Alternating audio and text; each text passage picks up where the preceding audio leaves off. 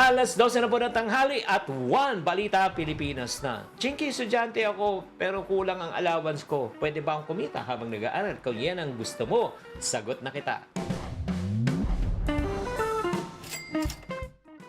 Hi there, this is Chinky Tan, your pambansang wealth coach. Nako, sa episode natin na ito, kung ikaw ay high school, kahit na elementary nga, kahit college student, pwede ka nang kumita habang nag-aaral ka. Ito lang para bibigyan po kayo perspective. Meron po ako isang nag-part-time po sa akin na makalipas sa ilang taon. Magaling po siya mag-graphics and mga design, mga cartoons po.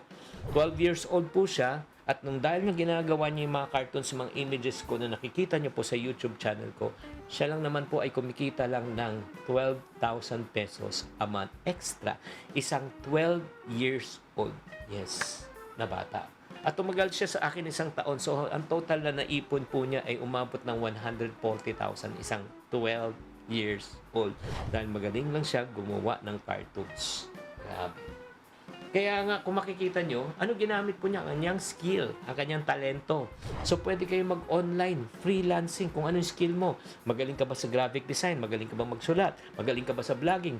Magaling ka ba sa tutoring? Magaling kung saan ka magaling, pwede mo ibenta online right now. Dati, kailangan mo talaga mag-apply, kumatok, pero ngayon, hindi na po.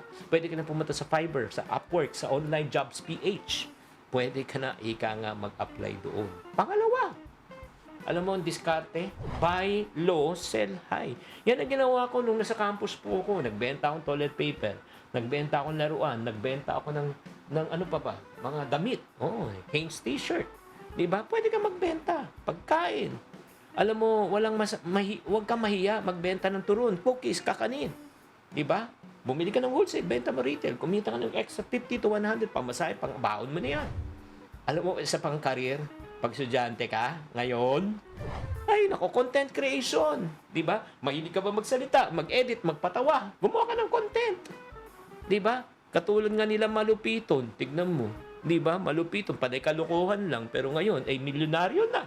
Pinagkakakitaan yung mga skit-skit po nila. Di ba? O ito, kung magaling ka naman sa pag-aaral, ay naku, pwede mo ibenta yung mga alam mo. O pwede ka mag-edit ng thesis. Pwede kang gumawa ng PowerPoint. Pwede kang mag-tutoring. Di ba? Alam nyo kapatid, ito lang sabihin ko po sa inyo. Sa panahon po ngayon, wala nang dahilan kahit estudyante ka na hindi ka pwedeng kumita. Diba? Ang pagiging estudyante hindi dapat hadlang. Ito yung perfect timing para matuto kang kumita, humawak ng pera, para pagdating mo sa tunay na mundo, handa ka na. Sana naka-encourage to, mga ka-estudyante. Oo.